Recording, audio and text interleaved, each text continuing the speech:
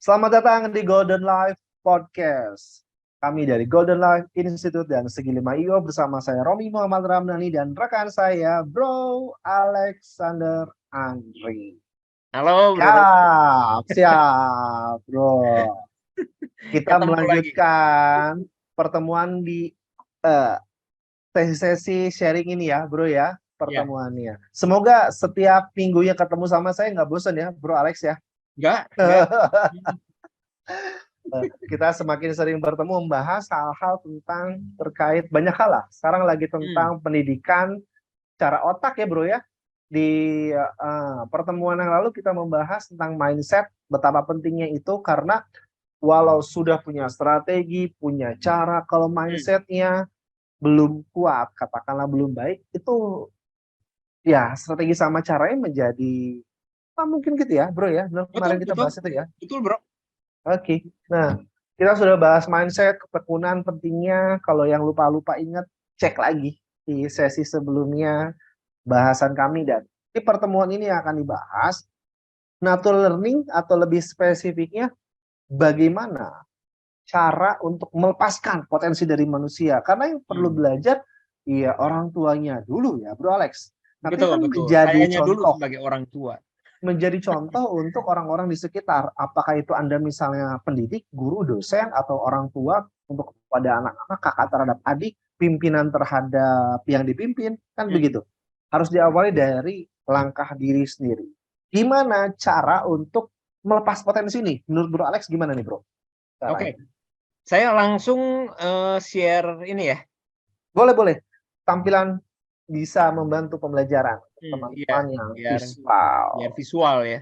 Tuh. Oke, ini yang minggu lalu ya kita bahas ya. Benar. Ini adalah karya dari Bro Alex gambarnya. Tidak menyangka saya Bro Alex bisa menggambar. Oke, nah. Apa yang Bro Romi lihat di sini? Ini ada manusia, ada otak. Benar ya? Dan betul, di otak ini ada tingkatannya. Iya. Atau ini ada tiga fungsi mungkin ya? Betul. 3 fungsi otak. Wah, tebakannya tepat. Betul ya, 3 fungsi otak. Dari yang paling bawah ini maksudnya tadinya saya mau bilang cicak, tapi kayak maksudnya reptil nih kayaknya. Ya? Sama cicak juga reptil. Oh iya, cicak juga reptil ya. Ke atas ini domba, mungkin maksudnya mamalia, betul ya? Ya. Terus yang ketiga ngahuleng, ini maksudnya ini gimana maksudnya? Ini gimana nih, Bro Alex? Berpikir ceritanya. Oke, berpikir. Yang ngahuleng boleh. Oke, kita praktek ya, Bro Romi. Siap. Gimana? Sinergi 3 otak, konsep sinergi 3 otak kita buat, kita patenkan metodenya itu untuk gimana kita mencapai kondisi natural learning atau kondisi belajar yang natural. Oke. Jadi alaminya kita waktu di usia 4-5 tahun tuh gimana sih cara belajarnya? Ya. Nah, kita praktek ya. Salah satunya adalah gabungan dari 3 indera utama yang disebut visual, auditory, kinestetik. Oke. Nah, makanya tadi kata Bro Romi visual lebih bagus. Iya, betul gitu. Nah, sekarang kita tambah dengan kinestetiknya. Ya, kita praktek ya Bro Romi. Jadi yang nonton juga boleh bisa, kalau Anda praktek maka informasi ini akan nempel, bukan hanya ingat tapi selama-lamanya. Lebih kuat ya. Oke. Betul. Siap. Oke, coba angkat tangannya seperti ini. Tangan kanan kiri, Bro. Bebas, mau kanan mau kiri. Siap, angkat. Ini yang disebut otak reptil. Bentuknya memang mirip seperti ini. Otak reptil. Oke, kita ulang ya. Ini adalah otak reptil. Nah, pengucapan, gerakan ya. Jadi kinestetik, audio, visual, dan kinestetik langsung ya. Nah, sekarang tangannya gini. Atas, oke. Ya, Kyung-hee gitu. Kyung-hee itu apa? Kyung-hee itu apa artinya, Bro? Itu selamat. Kalau saya belum tahu, saya baru tahu Kyung-gwan, saya baru tahu. Kan di film-film silat ada kan? Iya gini. Kyonghi. Oke, sama. Salam atau selamat ya. Nah, ini adalah mamalia. Mamalia, oke. Ya, reptil, Reptil, mamalia. mamalia. Atau yang dikenalnya sebagai otak tengah. Otak tengah, Jadi, oke. otak reptil adalah otak yang disebut otak purba. Jadi di reptil, di ular, kadal gitu, itu ada otak reptil. Nah, Reptil. pertumbuhan selanjutnya ada yang namanya otak mamalia. Otak mamalia. Juga sebagai otak emosi. Emosi, oke. Ya, nah nantilah kita bahas ya. Nah, di atas otak emosi ini ada nah seperti ini. Oke. Ini yang disebut otak kanan dan otak kiri. Otak kanan, otak kiri. Ya, atau yang disebut otak modern, neokortek atau hemisfer kanan dan hemisfer kiri. Hemisfer kanan, hemisfer kiri, neokortex ya. Oke. Ya, oke, kita ulang ya. Otak reptil, mamalia, otak kanan, otak kiri. Otak kanan, kiri, neokortex. Atau hemisfer kanan, hemisfer kiri. Hemisfer, oke. Oke. Yang disebut juga otak berpikir. Otak berpikir, oke. Oke, kita kembali ke gambar ya. Nah, sekarang udah lebih kebayang ya. Jadi, otak reptil. Nah, otak reptil tuh fungsinya lebih ke fisik. Ya, atau nanti saya tunjukin di gambar berikutnya. Kayaknya ada. Nah, ini otak reptil. Jadi otak reptil itu lebih kecenderungannya untuk otak tidak sadar dikenalnya, syaraf-syaraf tidak sadar. Ya, seperti jantung, hati, liver hati sama. Istilahnya primitive brain gitu ya tadi ya maksudnya. Iya. Semua organ dalam kita kan terus bekerja ya, walaupun kita sedang tidur. Ya, nggak usah disadari. Paru-paru gitu, itu terus bekerja. Itu fungsinya di otak gerak ini. Ya, atau disebutnya otak action. Insting juga adanya di bawah sini. Makanya kalau Bro Romi tiba-tiba misalnya ada sesuatu hampir kena Bro Romi, itu tiba-tiba mata nutup atau tiba-tiba tangan bergerak nangkis. Insting ya itu ya. Itu tanpa berpikir. Ya, karena kalau berpikir dulu telat. Ini gerak duluan gitu. Kenapa? Karena ada yang namanya reticular activator system. Nah, itu nanti lain kali kita bahas. Itu suatu unsur di satu bagian di batang otak kita gitu yang menangkap kira-kira 100 juta impul per detik. Jadi fungsinya untuk kesejahteraan kita, untuk keamanan kita. Begitu ada sesuatu yang mengancam kita, itu akan langsung menggerakkan otak reptil ini. Makanya otak action disebutnya. Fight or flight ya, atau dikenalnya kabur atau melawan gitu. Itu adanya di otak reptil. Ya, nyaman, tidak nyaman itu adanya di sini. Oke, nah yang berikutnya. Inilah otak emosi. Emosi kita atau memori ya, kalau memori ada sesuatu yang emosinya kuat, entah itu menyenangkan, entah itu menakutkan, itu biasanya disimpan di memori jangka panjang. Ya, seks ya, itu penting loh, itu karena tanpa seks kita nggak bisa berkembang manusia ya. Terus seks di sini hubungan seksual maksudnya, bukan seks jenis kelamin. Ketertarikan apa itu emosi hubungannya. Ya itu terus ini kesehatan kita. Ya, hormon-hormon kesehatan itu ada hubungannya dengan emosi ini. Nanti kita bahas lebih dalam lain kali ya, yang tentang kesehatan, karena itu topik yang tersendiri, itu menarik itu. Itu bisa berapa episode sendiri tuh. Iya, kebayang. Karena pikiran mempengaruhi emosi, nanti emosi mempengaruhi tubuh. Ya, itu luar biasa sekali itu. Nah, inilah yang terjadi di otak emosi tadi. Jadi yang namanya long term memory itu membutuhkan emosi yang kuat. Emosi yang kuat misalnya apa ya contohnya? Dijewer guru bisa nggak jadi emosi tuh? Bisa kalau itu sangat memalukan, sangat menyakitkan. Strong emotion bisa jadi ya?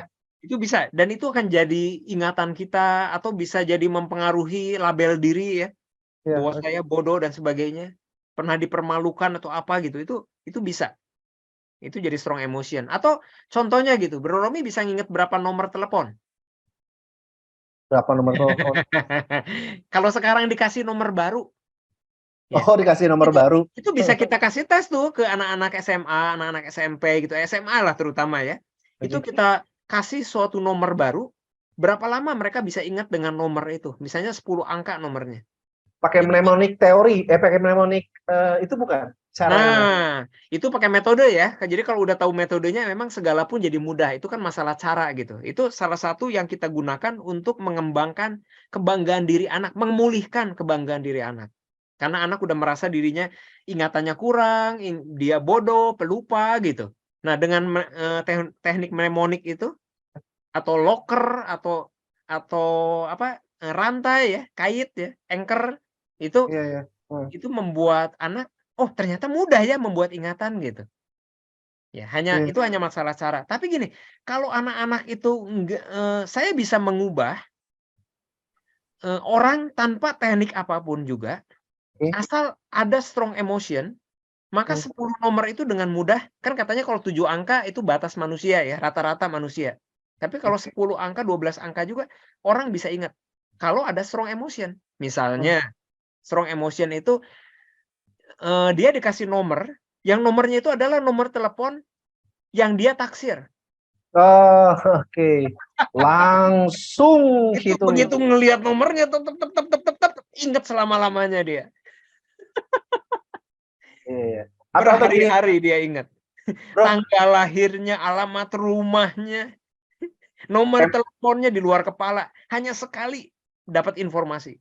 emosi kalau lapar lihat nomor telepon rumah makan. Nah, bisa jadi bro ya. Bisa juga. Lapar banget pas ngelewat, itu nomornya. Oh, langsung hafal. Iya, iya, iya. Bisa, bisa. Oke. Nah, jadi long term memory itu berkaitan dengan strong emotion. Oke. Ya, sesuatu yang atau kejadian yang pernah menakutkan, misalnya tabrakan atau trauma masa kecil, pernah dilempar kecoa, kecoanya masuk ke baju misalnya. Jadi selamanya dia takut dengan kecoa. Iya. Oke. Atau takut dengan kodok gitu. Hmm. Ya dan sebagainya ya. Itu banyak contoh yang seperti itu gitu. Jadi long term memory rahasianya adalah membutuhkan strong emosi ya, atau sesuatu yang menyenangkan, salah satu contohnya, atau menakutkan juga bisa ya. Nah, atau ini sesuatu yang sangat penting. Ya. Oke. Nah, dari sinilah menghasilkan emosi yang kuat, maka terjadilah long term memory. Nah, itu salah satu rahasia pembelajaran ya. Nah, gimana kita mengaitkan ini dengan pembelajaran-pembelajaran? Sebentar kita buka ya. Nah, sekarang apa yang terjadi di otak berpikir? Waktu otak reptil kita merasa nyaman, maka otak emosi ini tertarik, sesuatu yang sangat menarik buat otak emosi, maka informasi itu akan langsung dilanjutkan di otak berpikir. Jadi otak dasar Otak nyaman, dasar, nyaman. emosi Naik. ya, jadi menarik. Dari situ informasi langsung dilanjutkan di otak berpikir, sehingga terjadi otak kanan dan otak kiri bekerja bersama-sama. Oke. Saat itu Hemisfer terjadi, tadi. maka kemampuan memori kita atau kemampuan kita itu meningkat kira-kira 400 sampai 1000% seketika. Oke. Jadi kemampuan belajar kita meningkatnya 400 sampai 1000%. Nah, apa yang terjadi di otak berpikir ini ada yang namanya neuron. Nah, pembelajaran adalah koneksi antar neuron seperti ini. Jadi kita sering ngomong istilah nyambung, nyambung. Bener-bener nyambung, emang bener-bener nyambung. Aduh, nggak nyambung, emang nggak nyambung. Kejadiannya bener ya ternyata ya gitu ya. Iya. Jadi banyak cara untuk nggak nyambung gitu. Jadi makanya dalam mengajar, kalau mengajar itu dipersiapkan seperti yang pernah kita bicarakan, Bro Romi, ingat nggak yang cerita tentang gamification, tentang game tuh. Yang game itu melibatkan banyak sekali orang, ada sainsnya, ada ahli neuroscience-nya, ada ahli psikologinya, ya, yang benar-benar mempelajari gimana mendesain game ini supaya bikin orang penasaran, tertarik, nggak bisa berhenti gitu. Nah, Oke. gimana kalau ini diterapkan di dunia belajar? Iya. Gimana menciptakan metode belajar, pembelajaran, mempersiapkan materinya yang cocok untuk setiap orang, bikin orang-orang itu penasaran. Nah, maka nyambungnya akan mudah. Jadi goal pembelajaran, jadi di Golden Teaching ya, kita bikin program namanya Golden Teaching.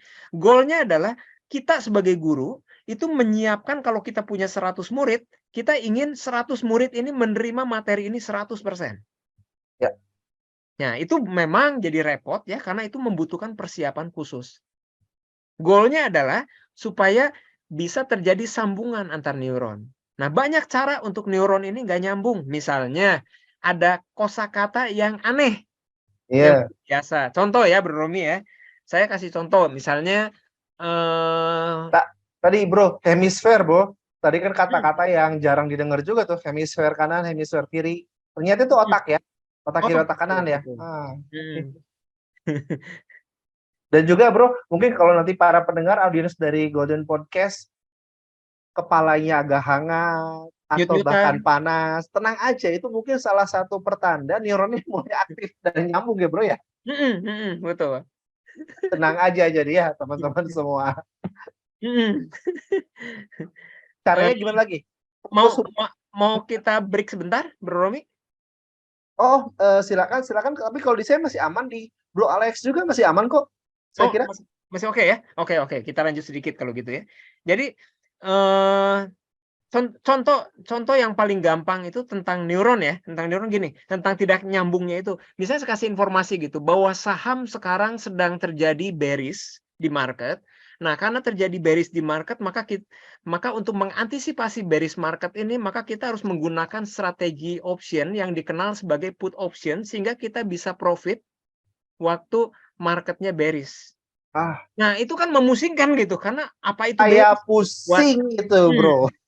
Tapi kalau saya pakai bahasa normal, bahasa yang awam, yang biasa, misalnya gini, waktu market bearish, dan saya jelasin, bearish itu adalah kondisi di mana market sedang crash atau sedang trennya lagi turun, Oke. cenderung turun. Nah, itu namanya bearish. Bearish itu seperti beruang. Beruang itu kalau di luar negeri itu suka naik ke bangunan, suka masuk ke tempat orang, udah gitu suka lompat dari lantai 2.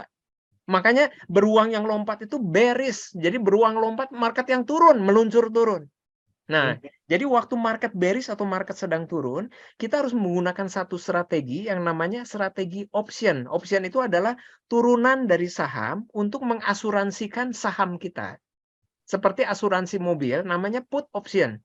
Jadi asuransi mobil itu digunakan kalau mobil diasuransi dan mobilnya hilang, atau mobilnya amit-amit ketabrak tinggal setengah misalnya, maka diganti. Kalau total loss only, kalau misalnya ORIS ya, maka digantinya full. Nah, Oke. sama di saham juga ada yang namanya put option. Jadi saat marketnya turun, kita menggunakan put option, maka diasuransikan misalnya harga saham $50, kita beli dengan $2 selama 1 bulan, di angka 50, waktu marketnya turun ke 20, kita boleh menjual di harga 50, karena udah diasuransikan. Nah, kan Oke. agak nyambung ya. Penjelasannya berbeda ya di sana, membuat Jadi nyambung inilah dan tidak cara nyambung di sana. gimana Oke. menjelaskan supaya koneksi antar neuronnya nyambung gitu. Tapi gimana cara bikin pusing orang? Gampang. Kasih aja berbagai bahasa. Misalnya, orang IT gunakan sebanyak mungkin istilah IT. Orang Iya, iya. ekonomi gunakan sebanyak mungkin istilah ekonomi. Pasti pendengar pusing. Ya, oke. Ya.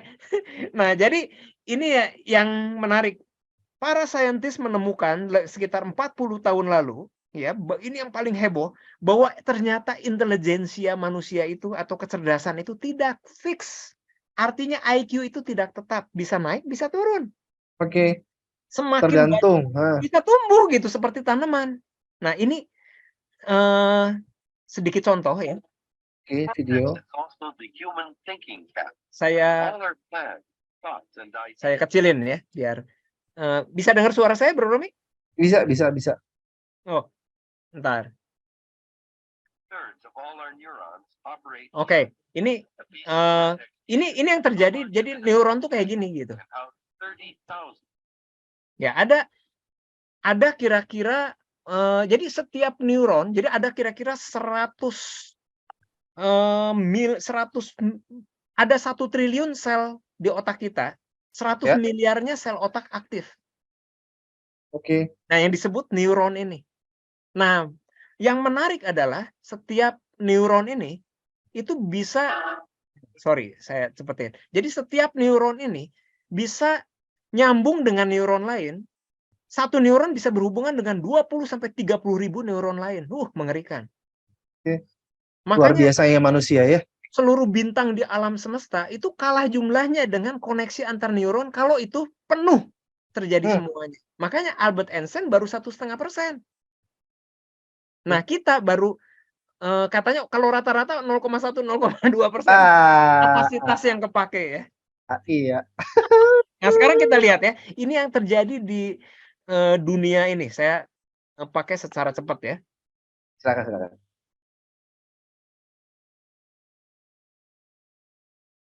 Nah, ya ini tahu ini kan? Ini adalah Lance Armstrong. Ya, di masanya dia itu. Kalau di saya nggak keluar, bro. Oh, nggak keluar ya? Tulisan practice aja di sini. Oh, mungkin oke. Nggak apa-apa. sebuah pertanda kita lanjutkan di episode selanjutnya mungkin ini, bro. Oke, kelihatannya ya. Iya. Ini menarik ini. Jadi saya tadi mau tunjukin gitu bahwa tapi kayaknya di episode berikutnya deh ya. Episode berikutnya nanti kita Biar tampilkan. penasaran juga gitu ya. Jadi saya mau tunjukin apa yang terjadi di koneksi neuron ini yang menghasilkan orang-orang hebat ini, dan semuanya nggak ada yang aneh sebetulnya.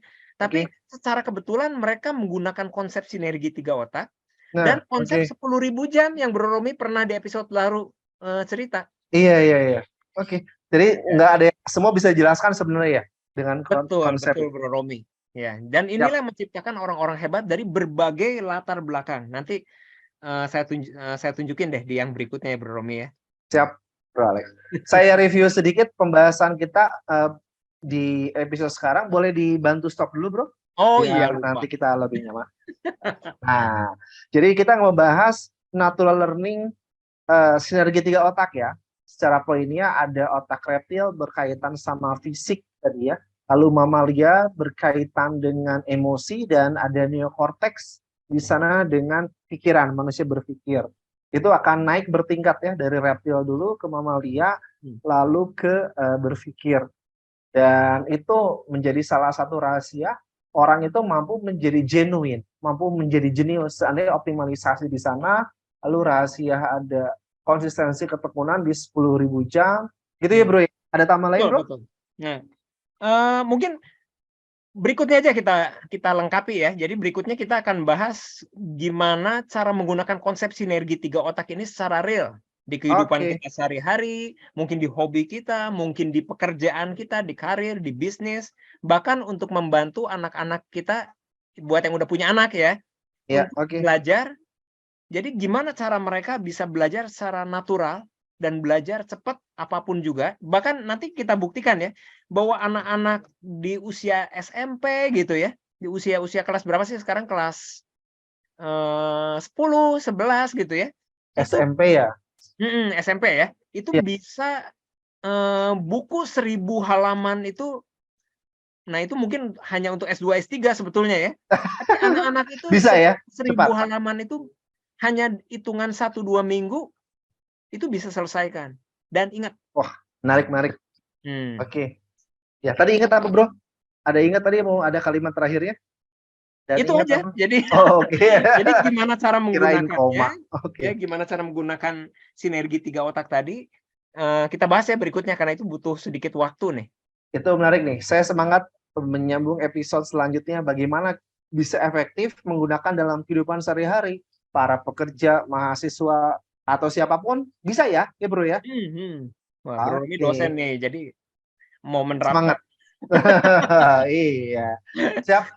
Terima kasih Bro Alex sharing-sharingnya sore hari ini. Kita tutup ya dari Golden Life Podcast pertemuan kali ini bersama Romi Muhammad Ramdhani dan Bro Alex Andri dari Golden Life Institute dan kami dari Segi 5 IO. Sampai jumpa di pertemuan selanjutnya. Sampai jumpa.